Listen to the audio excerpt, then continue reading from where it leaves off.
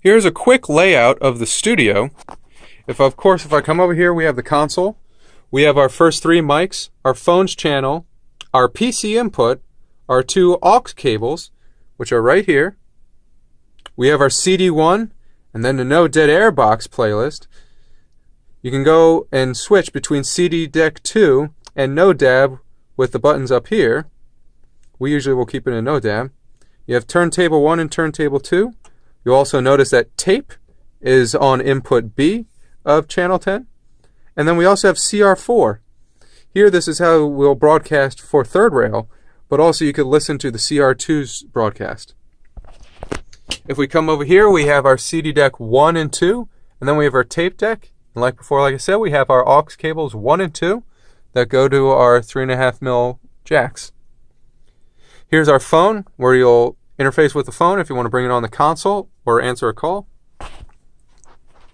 On this side, we have our cue speaker, we have our station clock, we have our transmitter power, and then we have our delay box.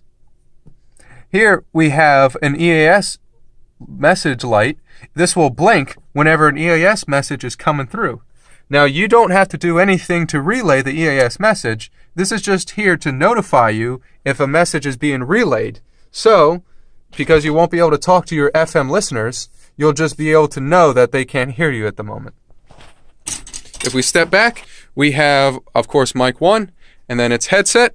Its control is down here. We have mic 2 and its headset. Its control is down here.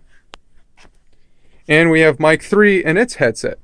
Its control is right here, labeled headphone 3.